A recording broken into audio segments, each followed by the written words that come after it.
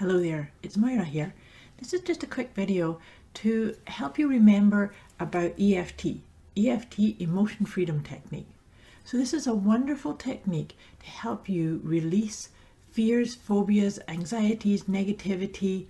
And what's really wonderful is that not only does it release it on an emotional and a mental level, it releases it on a cellular level. So that's the really exciting part about it. So what EFT is like having an acupuncture session, because what we're doing is we're going to tap on acupressure points. So it's a wee bit like going for an acupuncture session, but no needles. And this is something you can do yourself. So like I said, I just wanted to run through this whole technique so that you can come back to this and refresh your memory of what I may have talked to you about if I've taught you this technique already.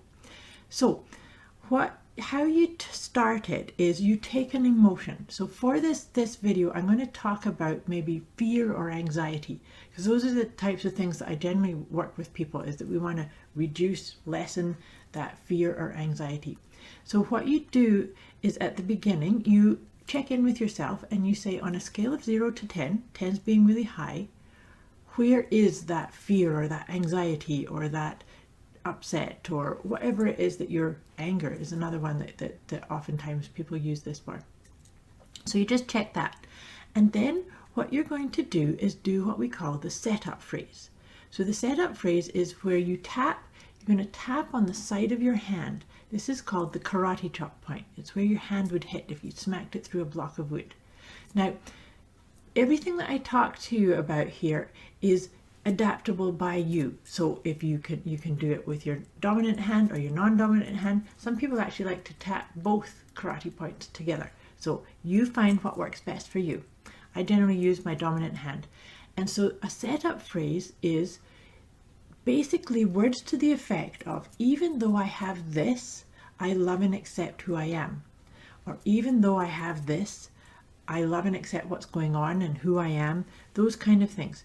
Now, a little piece here to remember is, if you have an issue saying I love myself, then you need to find the word that works for you, because it's very important to be using words that work for you. I don't want you to have a conversation happening in your head of, no, I don't like myself, or that kind of thing. So some of the people that I've worked with will say things like, I like myself, or I'm open to learning how to like myself or love myself, or things like that. So play with that. But for what we're talking about here, we're going to say, I love myself. So in this example, let's say that anxiety was at a 7. And so you say your setup phrase 3 times. Even though I have this anxiety, I love who I am in this moment. Even though I have this anxiety, I love who and what I am. Even though I'm feeling really anxious about what's going on around me, I love and accept who I am and what I am. So that's the setup. So now we've kind of set the stage of what we're going to work on.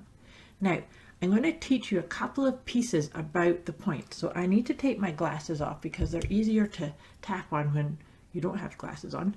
And I can hardly see the camera, but this is just to let you see where they are. So you take the tips of 2 fingers. I'm going to run through these, doing them both at the same time. But you can choose to do one side or the other, or do them both together.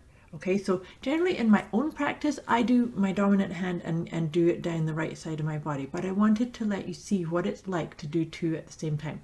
So like I said, tapping, very light pressure, tapping on the inside of the eyebrow, which is right where your eyebrow kind of starts. So we're going to tap 5 to 7 times at each point. So let's just run through those. So tapping on the inside here, inside of the eyebrow. Then the outside of the eyebrow, that's kind of on that bony ridge outside of your eye. Okay, and then underneath your eye, we're not counting them out, 1, 2, 3, 4, 5. We just trust that you know how many times. So underneath the eye, then underneath the nose, on the cleft of your chin, on your collarbone point, and then underneath your armpit. And underneath your armpit is kind of 4 inches below your armpit, kind of where the bra line sits. And I know all the guys know where that is too. And then the last one is on the top of your head. So just tap around in a circle and then you take a deep breath. So I need to put my glasses on so I can see you or see the camera. So we just ran through a recipe or a circuit. That's the recipe in that order. So setup, phrase, and then those points. So what you can do, so if you've just run through those points, you might have felt like a little bit of calmness. You might feel a wee bit of boost of energy. I might do just the points without saying anything, just to give myself a boost of energy or to help myself stay in the present moment.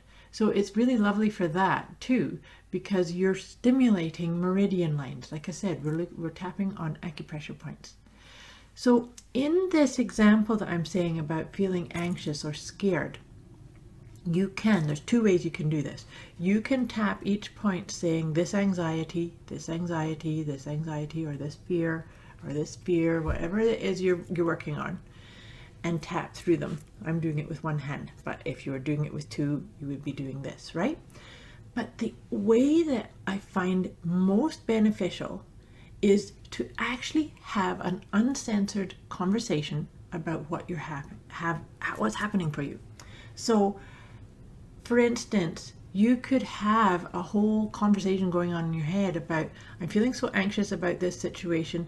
What if this happens? What if I can't get through this? What if I don't know what to do? What if the doctor gets it wrong? What if, and all those kind of things.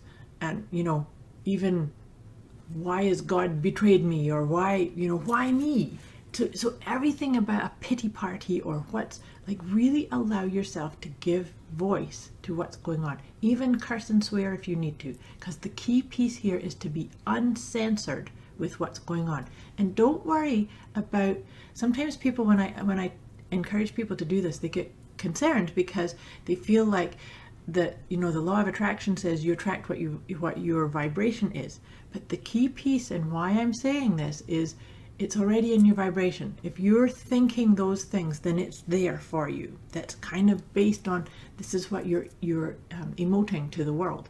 So by saying it out loud while you're tapping like this, you're actually letting it go. So that's what I said. Remember, it's releasing it on emotional, mental, and physical or cellular level. So that's my favorite way to do that. So like I said, and so here's the thing. Remember, we rated the emotion on a scale of 0 to 10 at the beginning. You can do a few circuits of that while you're saying what's going on with that emotion, and then check back in with yourself on a scale of 0 to 10. Where is it? And you want it to come down to at least a 2 or below. When you know it's at a 2 or below, then it'll just, it'll continue releasing on its own. But if it's more, there's a couple things that can happen. So if you're using fear or anxiety, and you check back in after doing a few rounds, you check back in and maybe it's come down to a 5. I really encourage you to check back in with yourself and say, is it still anxiety or fear or whatever the emotion is that you started with? Because sometimes as we tap and release layers, something else can come up. So sometimes under fear or anxiety, there's anger. It could be. So just check in. So if it is more of that same emotion that you started with, then just continue. There's obviously more that you need to say, more that you need to access in your own experience. But if it's another emotion, like so in my example there, if it's anxiety and then underneath is anger, then I encourage you to start again. Do the setup phrase. Even though I have this anger, I deeply love and accept myself. Okay, and then just tap again, talking about the anger. Now, the other thing to be aware of is that as we do these things, each one of us has our own sort of signal that things are releasing. So check in to see what that is for you. Some people it's just that they run out of things to say. If you're having that uncensored speaking out, you can do these speaking out things in your head or out loud. But sometimes, like I said, sometimes you just run out of words. Other times you might start to yawn or sigh. You might feel tired. You might even cry a little bit, because that's all about release. For myself, I generally start to laugh because I find that when I've given myself permission and voice to voicing all the things that are really upsetting me, then I suddenly get to a place of it actually doesn't matter, and I can lighten up about the whole thing. So I encourage you to play with it and find out what is your signal that things are letting go. One last wee piece that I want to share is that I encourage you to go through one side or the other, both sides, whatever it is for you, and kind of tune into yourself. Is there one point that's more comforting, that feels more connecting to your own loving self than the others? The reason I'm saying this is that, so this one is mine. I actually use one hand and I'll just do my collarbone point. And so some people that I work with, they like their, particularly smokers or eaters, like an addiction to eating or smoking, they generally like the ones around their mouth. People who tend to be in their head a lot and think a lot, they like the side of the eye part. So find your one.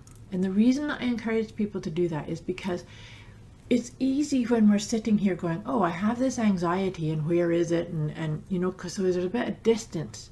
But if you suddenly land in a position where you're really anxious, like the freak happens, or you're not going to remember all these things, this whole tool to tap here and say what, but you might remember that one spot. And when you tap that, when I tap this, I don't need to say anything because all of me knows where I am. I'm in this panicky situation, or this situation that's causing me anxiety. And by doing some kind of tapping, it helps you stay in the present moment and engage with what you can do rather than the, oh my God, what if this, what if this, what if this?